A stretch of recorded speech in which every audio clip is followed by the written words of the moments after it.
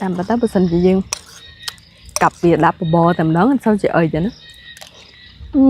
បង្អែមដែលខ្ញុំកំពុងតែហូបដែលមានពឺ3នេះយើងធ្វើចេញពីល្ពៅត្រាវហើយនិងដំឡូងពឺលឿងធ្វើចេញពីល្ពៅហើយពឺទឹកក្រូចនោះយើងធ្វើចេញពីដំឡូងពឺទឹកក្រូចហើយសម្រាប់ពឺសនេះយើងធ្វើចេញពីត្រាវ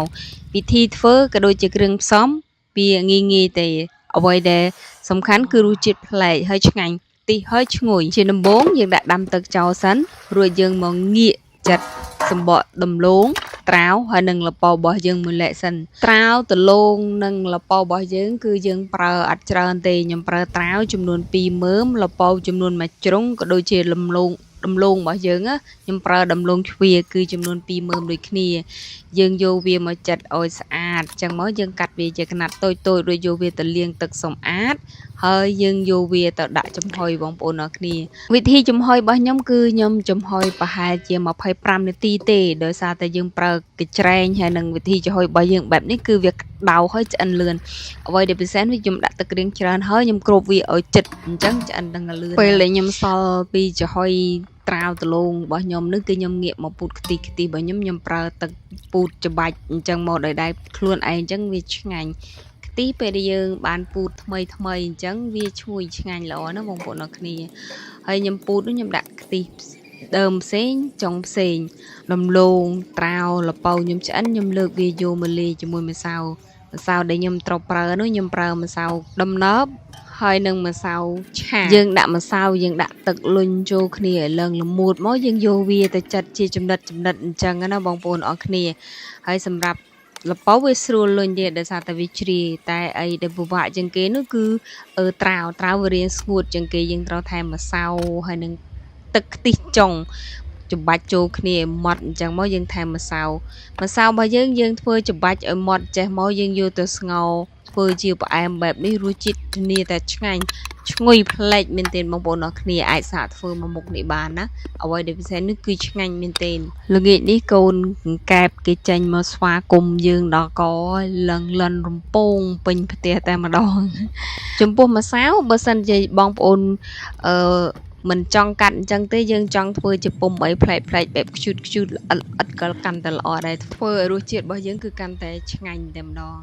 ហើយសម្រាប់ការស្ងោររបស់ខ្ញុំគឺខ្ញុំដាក់ពឺសចូលទៅមុនហើយដោយសារតែពឺសដាក់ចូលទៅគឺវាអត់បែកពឺផ្សេងអីចូលវាអត់ច្រឡំចូលគ្នាតែប៉ិតយើងហូបចូលពោះតែមួយប៉ុន្តែយើងធ្វើអញ្ចឹងទៅឲ្យវាមានសោភ័ណភាពពឺផ្សេងបែកចេញពីគ្នាណាហើយសម្រាប់វិធីស្ងោរគឺដូចតែយើងស្ងោរនំផ្លែអាយបងប្អូនយើងស្ងោរឲ្យវាពុះចាំយើងស្រង់មកពុះតែយើងកុំស្រង់ភ្លាមទុកឲ្យវាតែរៀងយូរបន្តិចទើបយើងសម្រាប់ទឹកស្កររបស់ខ្ញុំប្រើខ្ទិះចុងយកវាទៅងើសទៅដាក់ស្ករចូលឲ្យរៀងពុះយើងដាក់អំបិលចូលបន្តិចដើម្បីឲ្យទឹកស្កររបស់យើងមុតល្អពេលទឹកស្ករយើងពុះរៀងខាប់តិចយើងដួសឡើងខ្ទះយើងដែរហ្នឹងយើងចាក់ខ្ទិះចូល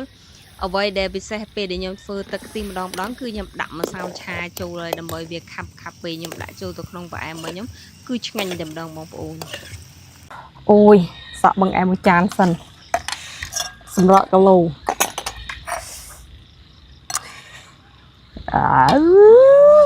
so many flavor មានតាំងពីត្រាវអីគេអូយត្រាវដំឡូង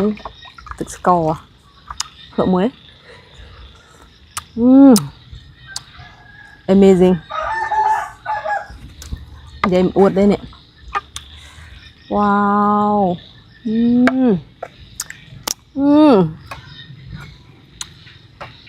ណែ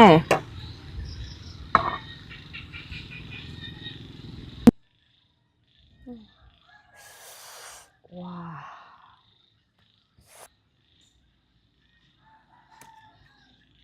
wow មើលណែ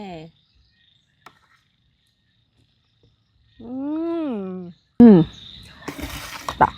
អួតតិចមកថាសម្រាប់គេប៉ុណ្ណាវ៉ាវ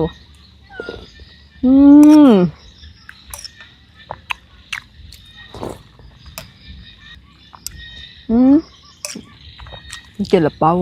ត្រាវ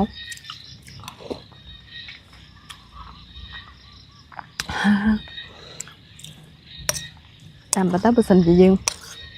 cặp việc đạp bò tầm đó sao chị ơi vậy nó dòng tạm thật play làm cọ hả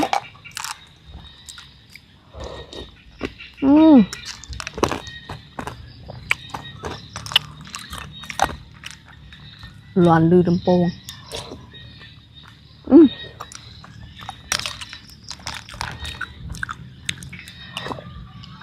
wow đi em xem